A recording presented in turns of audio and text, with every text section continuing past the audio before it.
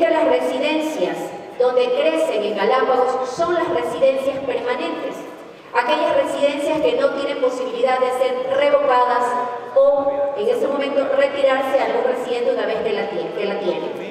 El 82.2% de los habitantes en el archipiélago son residentes permanentes, el 4.3% son temporales, el 2.5% son turistas y otros, quiere decir transeúntes, como aquellos funcionarios públicos que vamos a hacer alguna diligencia por nuestro trabajo y que entramos y salimos del archipiélago, representa el 5.1%. Tenemos que presentar una proyección que es realmente grave para el archipiélago.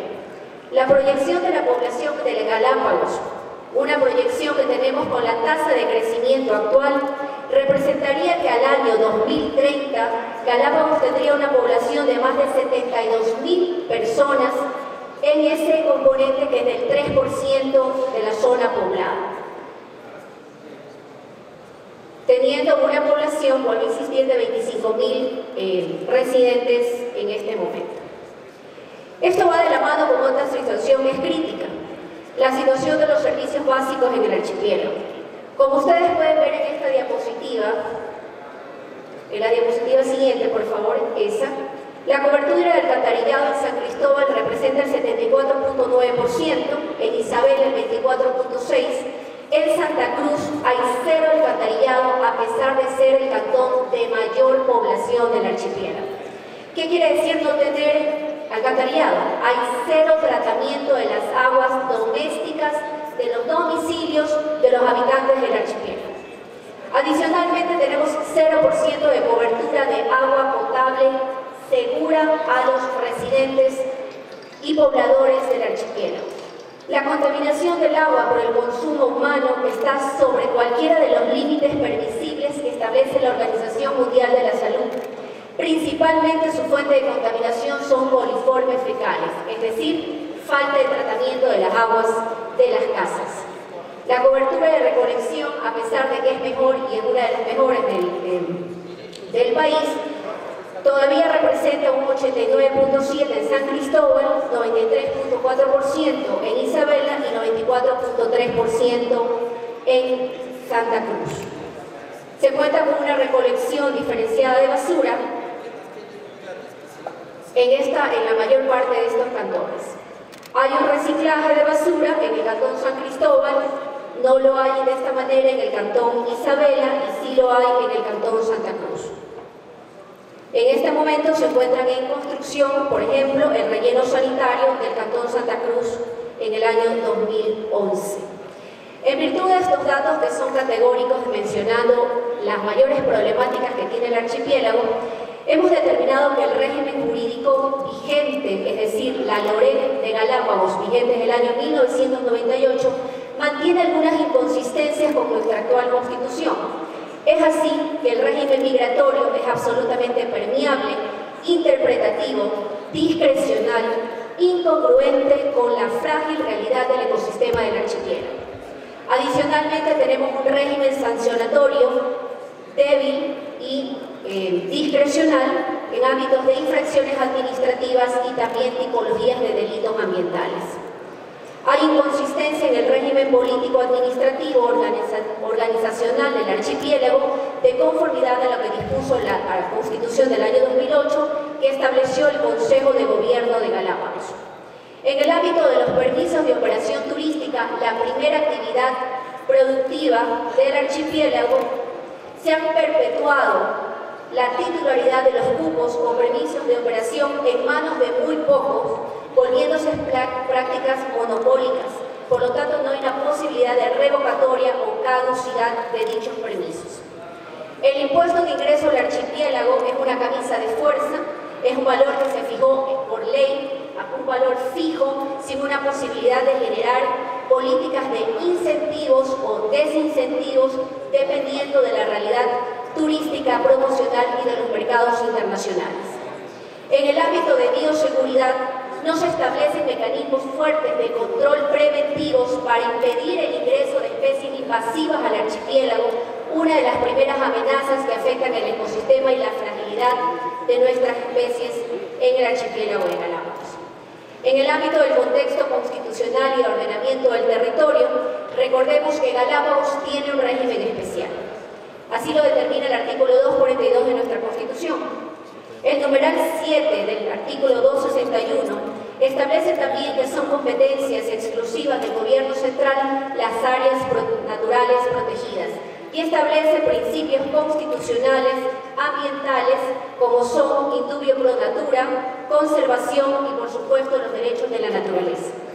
El artículo 258, que es absolutamente categórico, establece que en el archipiélago será la planificación y el desarrollo en estricto apego a los principios de conservación del patrimonio natural del Estado y del buen vivir. Se establece el Consejo de Gobierno, que tiene un rol técnico de planificación de las políticas públicas en el archipiélago, y también se limitan, y resalto esta parte muy importante, se limitan los derechos de migración interna, de trabajo, de cualquier actividad pública o privada que pueda afectar al ambiente y se establece un acceso preferente a los recursos naturales. También el CONTAT estableció normativas referentes al funcionamiento del Consejo de Gobierno de Galápagos. Esta diapositiva que les menciono a ustedes, quiero que se grafique que la zona rosada son las zonas agropecuarias y las zonas urbanas, es decir, menos del 3% del archipiélago. El 97% del archipiélago es un área de conservación y de restauración y muchas de ellas de protección absoluta. En estas zonas donde ustedes ven en rosado son las zonas donde tenemos la mayor concentración de problemas por lo que ya hemos mencionado. Falta de servicios básicos, falta de ordenamiento territorial, falta de una política clara migratoria y de limitación a ciertos derechos como el ámbito de la movilidad. Cabe indicar que en esta área protegida son dos áreas protegidas, el Parque Nacional Terrestre y la Reserva Marina de Galápagos. ¿Cuáles son las principales propuestas de esta reforma, señores y señoras asambleístas? Consideramos que es muy importante clarificar a nivel institucional los roles y competencias de cada una de las autoridades que ejercen políticas públicas en el archipiélago. Entiéndase por esto a la Autoridad Ambiental Nacional, al Consejo de Gobierno de Galápagos, a la Secretaría del Consejo de Gobierno y por supuesto la creación de una agencia de regulación y control de bioseguridad para prevenir el ingreso de especies invasivas a nuestro archipiélago. En el ámbito de planificación y política pública, requerimos articular la política local de los gobiernos autónomos descentralizados con la planificación de las políticas públicas nacionales en estricto apego a lo mencionado en el artículo 258 de nuestra Constitución. Se propone el cobro de un ingreso en virtud de una huella ecológica, se propone el cálculo de un tributo que sea flexible y que sea adaptativo como una herramienta de incentivos y desincentivos. Al constituirse Galápagos el primer destino turístico del Ecuador, requerimos tener herramientas que no permitan tomar las medidas como es un tributo de ingreso que sea real no solamente a las realidades del archipiélago, sino también a los mercados y a las tendencias internacionales del turismo. En el ámbito de la migración, y hemos escuchado a un compañero que ha venido en comisión del archipiélago, creemos que se debe establecer un régimen migratorio que fortalezca el derecho preferente a los galapagueños, pero que también al mismo tiempo se desincentive las acciones irregulares. En el año 1998, señores y señores asambleístas, la ley en su momento restringió el derecho de libre tránsito y residencia al archipiélago.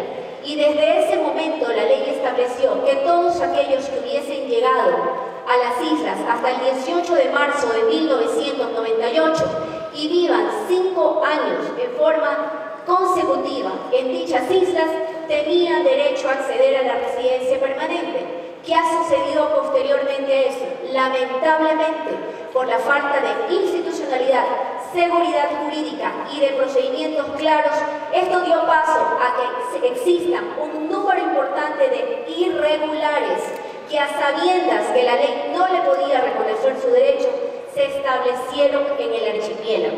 que es ahora a los que se nos pide que regularicemos.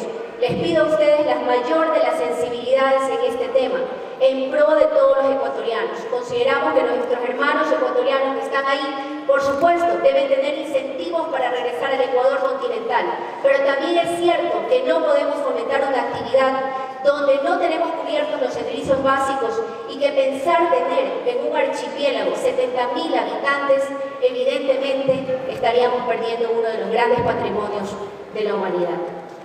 Adicionalmente, creemos también importante que hay que fortalecer el ámbito sancionatorio, no solamente en el ámbito administrativo, sino también con multas, suspensiones y otro tipo de acciones que permitan combatir la ilegalidad, sobre todo en el ámbito migratorio, que ha dado paso a una cantidad de procesos que ya ustedes conocen. En torno a los permisos de operación turística, el Estado ecuatoriano debe recuperar la titularidad de estos cupos, porque se sujetan a un nuevo régimen administrativo con carácter intuito persona, que no sirvan los cupos de operación turística a nombre del Estado ecuatoriano para hacer negocios y para que enriquezcan solamente a unas cuantas pocas familias del archipiélago. Y este mensaje quisiera que quede en la retina de todos ustedes, en el corazón de todos ustedes y en la mente de todos ustedes. En Galápagos todavía estamos a tiempo de impedir que pase lo mismo que ha sucedido en la mayoría de los archipiélagos del mundo, donde la degradación de la naturaleza es irreversible. Aún estamos a tiempo, señores asambleístas, y por eso les pedimos que se apoye la reforma a esta ley de Galápagos. Muchas gracias.